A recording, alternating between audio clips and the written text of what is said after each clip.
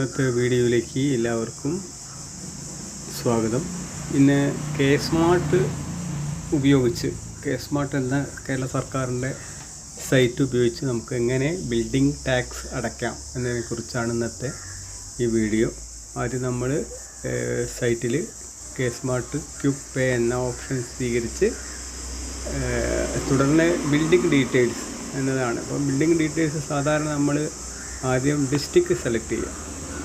District selection കൊടുത്തു, കോഴിക്കോട് കൊടുത്തു. തുടർന്ന് നമ്മൾ ഏത് പഞ്ചായത്താണോ, മുനിസിപ്പാലിറ്റി ആണോ, കോർപ്പറേഷൻ ആണോ, അപ്പോൾ ഇത് ഗ്രാമപഞ്ചായത്താണ്, പഞ്ചായത്ത് സെലക്ട് ചെയ്തു. ഇനി പഞ്ചായത്തിൻ്റെ പേര് നമ്മൾ ഇതിൽ നിന്ന് സെലക്ഷൻ ബട്ടണിൽ സെലക്ട് ചെയ്യാം. ഇവിടെ ഞാനിത് ഒരു പഞ്ചായത്തൂടെ സെലക്ട് ചെയ്തു.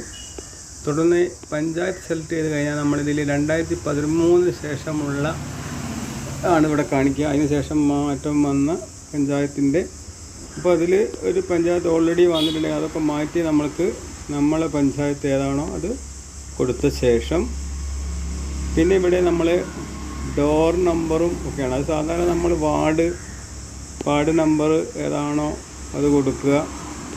തുടർന്ന് വാർഡിൽ വീട്ടു നമ്പർ ഉണ്ടാവും, വീട്ടു നമ്പർ ഒന്ന് കൊടുത്തു നോക്കുക.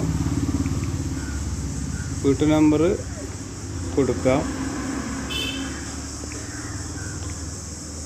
വീട്ടു നമ്പർ കൊടുക്കാം.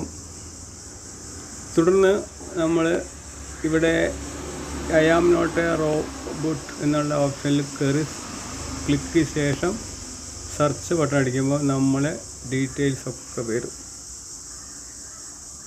അപ്പോൾ അത് വന്ന ശേഷം നമ്മൾ സെലക്ട് ബട്ടൺ അടിക്കുക. അപ്പം നമ്മുടെ സെലക്ഷൻ ബട്ടണിൽ നമ്മളെ എമൗണ്ട് കൂടെ കാണിക്കുന്നുണ്ട്.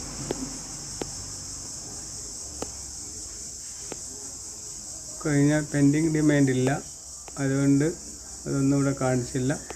തുടർന്ന് നമ്മൾ ഈ എമൗണ്ട് ഇവിടെ മൊബൈൽ നമ്പർ കൊടുക്കുക.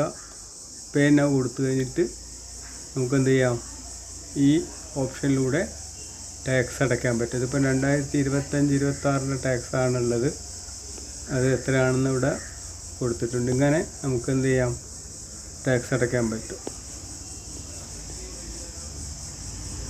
ഇതിൽ 5% റിബേറ്റ് കൊടുത്തിട്ടുണ്ട്. ഇങ്ങനെ 314 ഈ ടാക്സ് ഇവിടെ കാണിക്കുന്നത്. ഇങ്ങനെയാണ് നമ്മൾ ഈ ടാക്സിൻ്റെ കാണിക്കുക.